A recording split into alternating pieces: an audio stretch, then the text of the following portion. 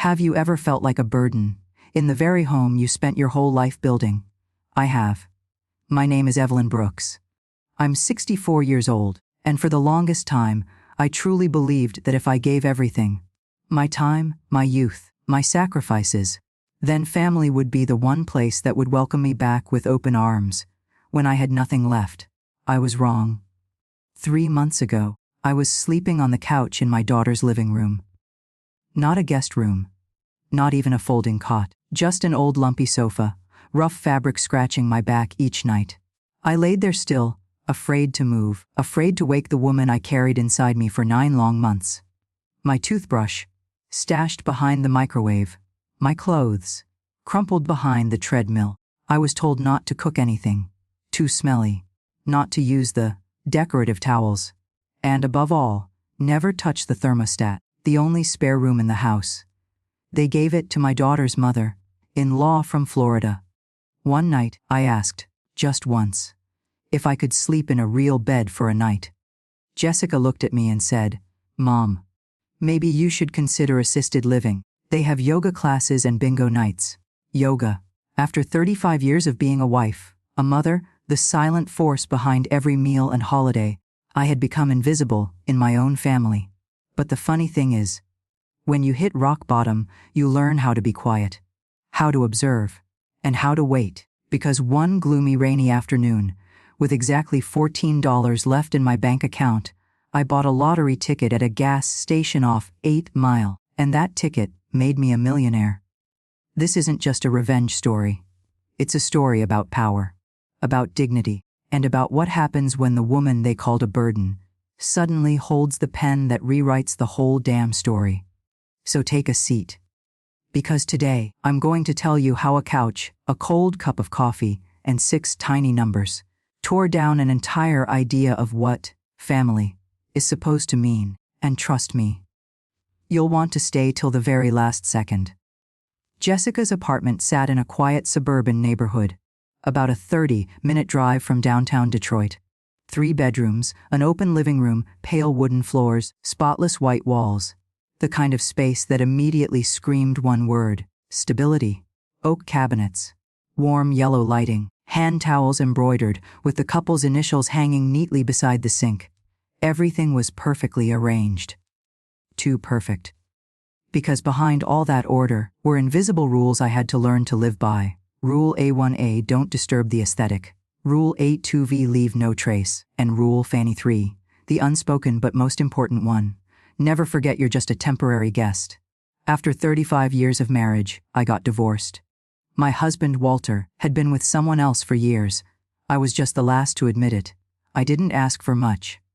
But because I once signed a prenup at 29, young, NRV, and drunk on promises, I walked away with 2 suitcases and a modest personal savings account.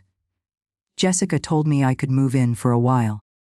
"Just until you get back on your feet, Mom," she said, with the weightless tone of someone who's never lost everything. Her husband Caleb was a personal trainer at a local gym. Polite, pleasant enough, but not once did his eyes ever really land on me. To him, I was background noise, furniture maybe, there, but never in focus. They kept the master bedroom for themselves. The second room, the brightest one, with morning light flooding through, was reserved for his mother, flying in from Florida for a few months. And me. I got the living room. No door, no privacy.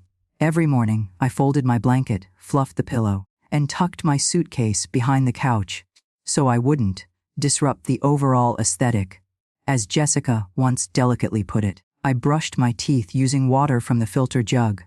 I made coffee with the old backup machine because the good one was, apparently, a wedding gift and not for general use. I learned to turn the shower on slowly, use the least amount of hot water because somehow it always ran out right before my turn. I had once cooked dinner for 12 people with just 3 simple dishes. But here, I was reminded. The smell sticks to the curtains. I used to believe that if I kept quiet, respectful, and out of the way, everything would be fine. I was wrong. In this polished, pristine 3-bedroom apartment, I became a shadow. Not a mother, not even family, Just a problem to be gently moved aside before winter came. And what hurt the most wasn't the rules. It wasn't the cold floors or the creaky sofa, it was the silence. A silence colder than any Michigan winter. So quiet, it made you forget you were still a person. I used to think the deepest kind of pain came from being betrayed by a husband. After 35 years of marriage, I was wrong. The real pain, it's when your own child, the one you raised, nursed through fevers, bandage-scraped knees, looks at you like an inconvenience. In this house, the smallest things turned into unwritten laws. I was reminded not to cook fish. The smell lingers on the sofa. My beef stew, the one they used to beg for as kids, was now too heavy. One night, I boiled lemongrass to help with my sinuses. The cold made them ache. And the next morning, Jessica walked into the kitchen, turned on the exhaust fan, and gently said, "Mom, we're just not used to herbal smells in the house." I nodded, quietly, didn't argue. Then hid the pot like it was something shameful. But the final straw was the third bedroom. I had assumed, once Caleb's mother left, they'd let me stay there. Just temporarily, just until I could find somewhere else to go. But on a Monday morning, I heard Caleb hauling a suitcase upstairs. Jessica was changing the linens, spraying lavender mist on the pillows. I asked, gently, the way a mother asks her daughter, "Who's moving in?" Jessica didn't look up. She kept smoothing the blanket. "Caleb's mom. She's flying in from Florida. She'll be here for a few months." I stood there, silent, as if those words cracked something inside me all over again. "And me?" I asked. "You'll stay on the sofa, like we agreed from the beginning." Agreed. Had I ever really had a say? That night at dinner, while Caleb served salad and Jessica poured lemonade, I mustered all the courage I had left and asked the one thing I needed. "Do you think maybe I could sleep in that room? Just for one night, the pillow's too soft. My back's been hurting." Caleb glanced at Jessica, waiting for her cue. Jessica put her glass down, smiling, that kind of polite smile people use when they're about to say no. "Mom, I know this is a tough time, but maybe it's time you start thinking about a long-term solution." I blinked. "What do you mean?" She sat down, her voice sugar-coated with concern. "I found some really nice assisted living centers nearby. They have yoga, light swimming, Friday night bingo, even ballroom dancing classes. A lot of people really enjoy it." I stared at my daughter like I was looking at a stranger. Bingo. Ballroom dancing. After 35 years of holding this family together with dinner and duct tape, I laughed. A short, dry, hollow laugh. Caleb stayed silent. Jessica kept eating, like none of it had happened. But I still remember the last thing she said that night. "You know, I only want what's best for you, Mom. What's best for me." Right. And that's when I finally understood at 64, you can disappear. Right inside a place called family. And not through screaming. Not through violence. But through polite smiles and well-meaning suggestions. That's when I knew. I had to reclaim my voice. I never thought my life would shrink down to a bank balance of $14. But that's all I had left. $14. Not enough to fill a gas tank. Not enough to put down a deposit on a room. Not even enough for a proper dinner. I sat on the stone bench outside the corner store off Joy Road, my hands trembling from the October wind and from age. Detroit's autumn chill isn't brutal, but it makes you feel unnecessary, like the world has no room for a 64-year-old woman with no home, no career, and no one who truly needs her anymore. I went inside planning to grab a few cheap groceries. A can of soup, maybe some crackers to stretch over 2 days. But as I waited in line, my eyes landed on the Powerball sign above the register. Jackpot $5 million. I let out a dry laugh, not out of joy, but the kind of hollow laugh that tastes like sarcasm. Like the universe was winking at me, whispering, "Take a shot, Evelyn. What's the worst that could happen?" I opened my wallet. Inside a worn $10 bill and some loose change. My fingers hesitated. Half of me screamed, "Are you crazy? You can't even afford food." The other half whispered, "What have you got to lose? So I bought a single ticket. One Powerball ticket. 6 random numbers, no birthdays, no anniversaries, just a blind swim through the ocean of hope. That night, I had soup in a chipped coffee mug. The canned vegetables smelled sharp, metallic, but oddly, it comforted me. The evening news began as usual. I'd nearly forgotten about the numbers, until they appeared on screen: 12, 19 to 28 to 33 to 47, Powerball 16. I froze. I pulled the ticket from my wallet. Read it once: 12, 19, 28 to 33 to 47, Powerball 16. Again. And then the tears came. Not from joy, but from sheer disbelief. From being completely overwhelmed. $5 million. Not 50, not 500. $5 million US. I sat there in stillness. In the same living room where I wasn't allowed to touch the thermostat. On the same couch that had curved my spine for weeks. Next to the 2 suitcases that held my whole life. $5 million. One signature. One phone call. One decision. And my entire world could change. But the strangest thing was, the first thought in my mind wasn't what I would buy. Not the mansion. Not the car. Not the trip to Europe. The only question that echoed through my head was, it's not about what I'll buy. It's about who still deserves a place in my life. I left Jessica's apartment on a Monday morning. The sky was gray, like it always is in Detroit. No goodbyes, no confrontations, just a single note on the dining table: thanks for the couch. I won't be a bother anymore. I didn't leave with the fragile heart of a mother who'd just been turned away. I left with the quiet resolve of a woman who had just become a millionaire, and no one knew it. I rented a small shuttle bus and drove downtown to a law office. The man who greeted me was Harold Linwood, early 60s, white hair, voice like sandpaper, eyes sharp as scalpels. I told him I had a private inheritance and wanted to start a nonprofit. Harold didn't ask many questions.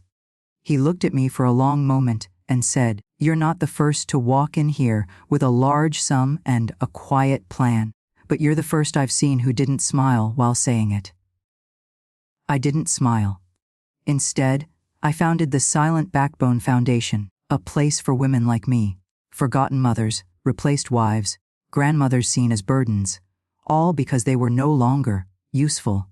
In a world that only values the young, the loud, and the visibly productive, while Harold handled the legal and financial work, I began looking for land. And then I found it, in Ann Arbor, just 45 minutes outside Detroit. An old farm at the end of a gravel road. A weathered white farmhouse, a rusting barn, 2 small side cabins once used for seasonal workers. Perfect. Not because it was beautiful, but because it had potential.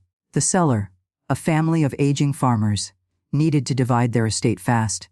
I paid cash, in full, through a shell company Harold had set up. No names, no headlines, no paper trail. I signed the anonymous claim form within my 60-day legal right. No reporters, no press release. No one knew Evelyn Brooks had won the lottery. And that's exactly how I wanted it. I told the neighbors I was a relocation volunteer, helping rebuild a retreat for women in crisis. Some believed it. Some were curious. But in these parts, as long as your check's clear and you don't make noise, people mind their business. On move-in day, I scrubbed every window frame, swept out cobwebs, raked the brittle leaves across the lawn. No help. Didn't need it.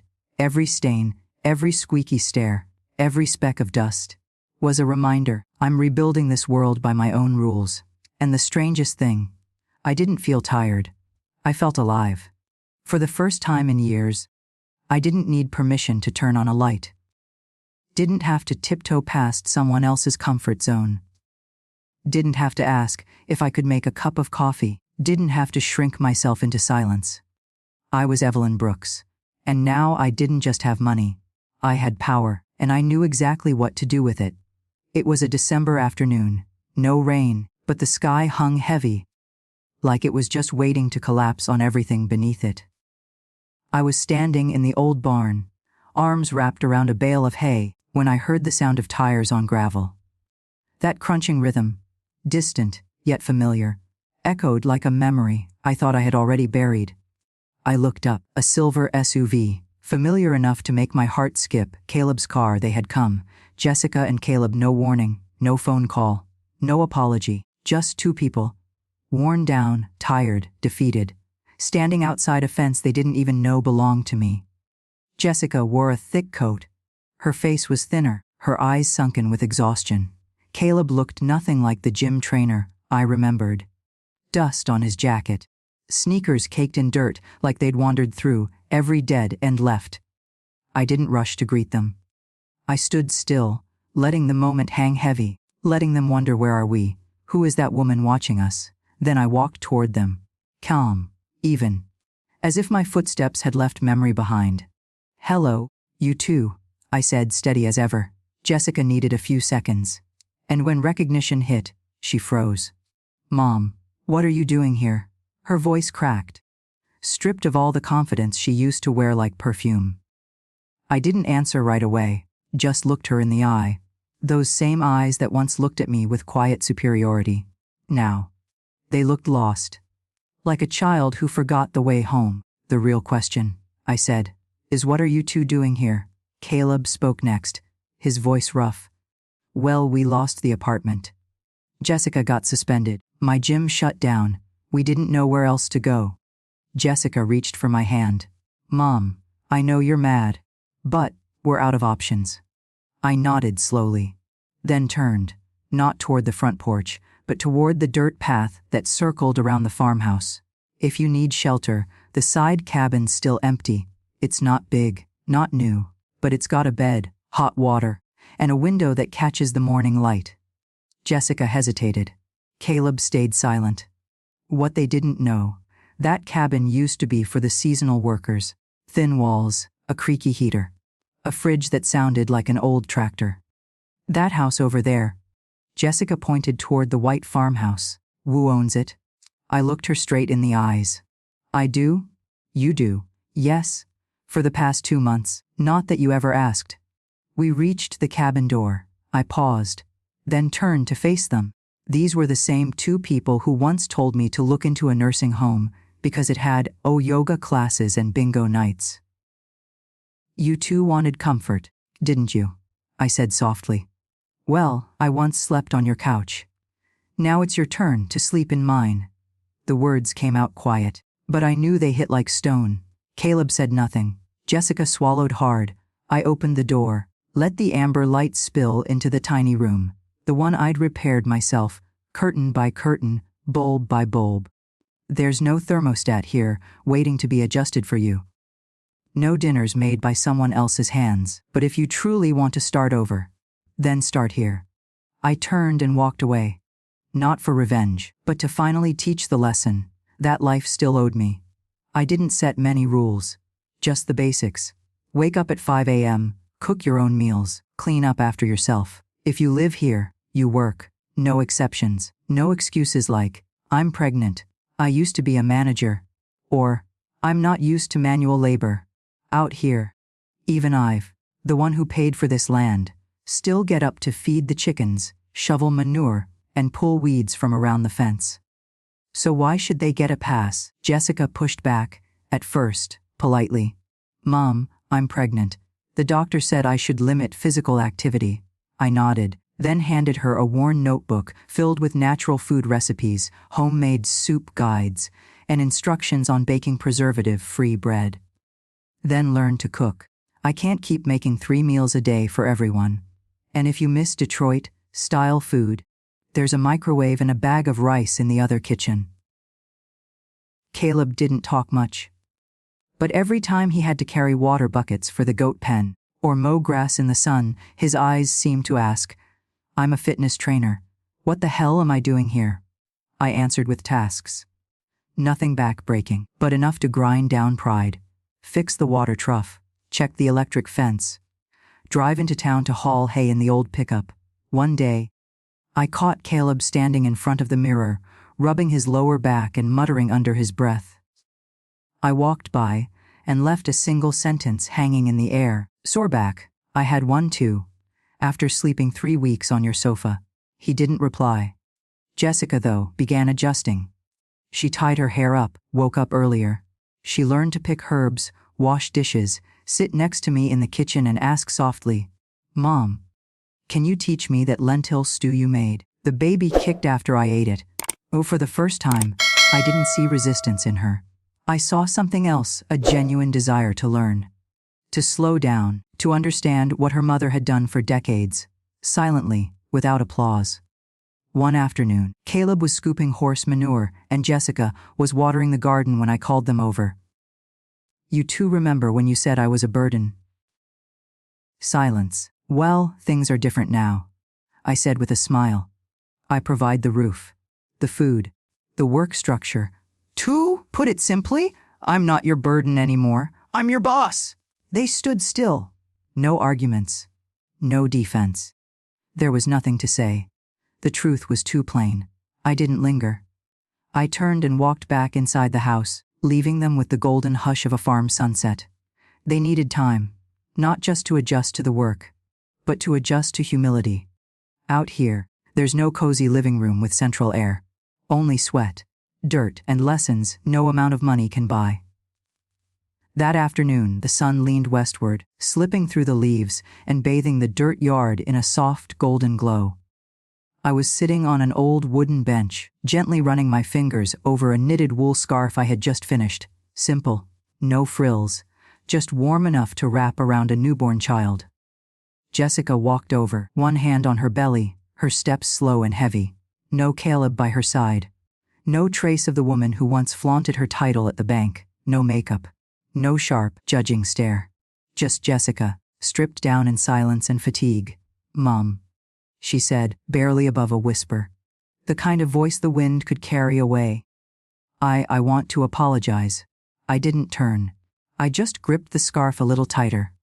"I'm sorry for letting you sleep on that sofa for 3 weeks. For thinking someone who gave everything could be a burden. For calling your little habits annoying. When I never stood in the kitchen long enough to understand what care actually looks like. For not asking if you were okay." Her voice cracked. Maybe it was emotion. Maybe the baby kid. I finally turned to her, calm as a still lake on a breezy evening. "I hear your apology." Jessica looked up, waiting. I shook my head slowly. "But forgiveness isn't free. It doesn't arrive just because someone says they're sorry. Forgiveness has to be earned. With sweat, with humility, with time. You'll need to live through what I once lived to truly grasp the cost of love taken for granted." Jessica didn't object. She didn't raise her voice. She just nodded. And for the first time, I saw not a daughter trying to control, but a young mother learning accountability. That evening, I was closing the livestock logbook at the dinner table when Caleb came in. "Evelyn, if you wouldn't mind stepping out to the old barn for a moment. There's something I'd like you to witness." I looked at him. Sun, darkened face, scraped hands, shirt dusted with hay. Gone was the polished man in gym attire. His eyes held something real. I followed. Outside the barn, under the glow of warm yellow lights, Jessica was waiting. Caleb got down on one knee and pulled a simple silver ring from his pocket. "Jess, last time I proposed, I promised you a life of comfort. This time, I'm proposing with dirt, stained hands, the smell of horse manure, and a future that's anything but certain. But I know one thing for sure, I'll never let you, or our child, feel as alone as Mom Evelyn once did." Jessica cried. I stayed quiet, not because I was overwhelmed, but because I knew change had begun. But it wasn't complete. As Caleb slipped the ring onto her finger, I spoke just one line. "Love is a promise, but trust is built day by day, through the way you choose to live." Her name was Zoe Hamilton, a young journalist from an online magazine that covered grassroots communities and independent living. She stepped out of a red pickup truck, loose curls, round glasses, and a thin leather notebook in hand. The kind of writer who could make you cry over a story about a stray dog. It was a crisp spring morning. We had just rescued 3 sheep from an abandoned farm in Lansing. Jessica was in the feed shed taking inventory. Caleb was leading one of the horses around the yard. And I was washing my hands after treating a stray cat with a broken leg. Zoe entered the farm with the kind of wonder that made you feel like she'd stumbled into a world her maps had never marked.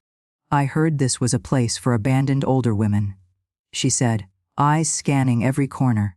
"But it feels more like a healing ecosystem than a shelter." At first, I didn't plan to share much. Ever since the money, I had learned the value of silence, but Zoe had a gentle way of asking questions, soft enough not to touch, but deep enough to make you want to open up. So I told her, bit by bit, about the sofa in my daughter's apartment, about the last, 14 in my bank account, and the Powerball ticket that changed everything, about the old wooden cabin where I laid the first bricks of silent backbone foundation. Zoe didn't take notes right away. She just listened, nodded, silent and present. The kind of presence that lets stories surface on their own. 3 weeks later, her piece went live on the magazine's homepage. The title was simple: "The Forgotten Women of America, One Mother's Quiet Revolution." It was long. There were passages about the kitchen where Jessica learned to make lentil soup. There was a scene where Caleb shut the chicken coop during a thunderstorm, and there was a portrait of me, Evelyn Brooks, not painted with pity, but with a deep, earned respect. Zoe never mentioned the lottery, but she wrote this line: "Evelyn doesn't just have assets. She has vision, and a wound deep enough to turn silence into motion." 3 days after the article went up, my phone didn't stop buzzing. Support offers from social work organizations. Emails from women all over the country, some in their 70s, others newly divorced, saying, "Thank you for showing me I'm not alone." Jessica read the article twice. She sat in silence for a long time afterward. Then she set her phone down on the table and looked at me differently, not as a daughter needing her mother, but as a woman wondering if she, too, could become something larger than herself. That evening, Caleb walked over holding a hand-drawn expansion plan for the barn. "Mom, what do you think about building an annex for older single mothers?" I smiled. Not out of joy, but because I knew the fire I lit quietly was now flickering in the hearts of those once believed to be ashes. April arrived like a breath after the storm. Apple blossoms lined the dirt path leading into the farm, their white petals drifting down onto Jessica's shoulders as she stood checking the morning feed inventory. Behind the garden, Caleb had just finished building a new sheep pen, his shirt soaked through with sweat, but his face calm and oddly at peace. And I was sitting in the east room of the main house, once a storage shed, now the official office of the Silent Backbone Foundation. 2 employment contracts lay on the desk in front of me. I placed them down, one in front of Jessica, one in front of Caleb. "Mom, what is this?" Jessica asked, hesitant. "A job offer," I said, steady and direct. "You've both lived here for 6 months. You've worked just like anyone else. But if you want to stay, things need to be clear." Caleb read the contract carefully, line by line. The pay was modest, housing included with maintenance duties spelled out, limited time off, and quarterly performance goals. Jessica looked at me, and in her eyes, no longer confusion, but a quiet kind of gratitude. "So, you're letting us stay?" I nodded. "Not because you're my daughter, but because you've earned it. Family is sacred. But without growth, it just becomes an excuse to hurt each other without accountability." They both signed, no haggling, no hesitation. That night, I stood in front of the main house holding the draft for our newest initiative, Evelyn's Fire, a small scholarship program, but enough to help women over 50 access seed funding, take skill courses, and start over, whether it's a bakery, a dog rescue, or a hand-stitching workshop. For women the world had once set aside, women like me. Zoe came back to finalize the postscript of her article. Not as a journalist this time, but as a friend. She asked me a question, simple on the surface. If you could go back to that moment on your daughter's couch, what would you say to yourself? I looked out toward the golden field, touched by the late afternoon sun, and slowly, I said, I'd say, don't ever confuse silence with weakness. Silence is just the breath before the storm. It's not surrender, it's preparation. Uzo didn't reply. She just wrote it down, quietly, without commentary, and I knew she understood. Outside, Caleb was showing Willie, my sweet little grandson, how to feed the chickens. Jessica was watering the lavender along the fence. Children's laughter danced in the breeze, between the scent of earth and the hum of new life. No one calls me a burden anymore. No one asks me when I'm leaving, because now they understand. I'm not just the one who keeps the fire. I am the fire. There are lessons in life that don't come from books or advice. They come from moments so silent they choke you. From nights curled up on a sofa meant for guests. From the blank stares of people you once believed would never turn their backs on you. I lost a lot before I finally understood one simple truth. Family is not blood. It's behavior. You can share DNA, share a last name, even share a holiday table, and still not be loved, not be respected, not be seen as a whole human being. Real family is the one who doesn't let you sleep on the floor when there's still a chair to share. It's the one who doesn't treat your inconvenience as a burden. It's the one who sees you breaking and doesn't ask, "Why are you so weak?" but says, "Let me carry some of it with you." And if you don't have that kind of family, you have every right to build a new one. From scratch, with new people, in a new place. I also learned something else. Painful, but true. You can be underestimated. But you have the power to redefine your own worth. No one gets to call you useless just because you're in your weakest moment. No one gets to label you a burden just because you need help for a while. And absolutely no one gets to measure your value by how well you serve them. Only you know what you've given and what you've had to survive. Your worth isn't found in praise. It's found in the way you rise after being dismissed, discarded, forgotten. And finally, forgiveness is not an obligation. It's a gift. A gift not for the ones who say sorry but continue to act the same.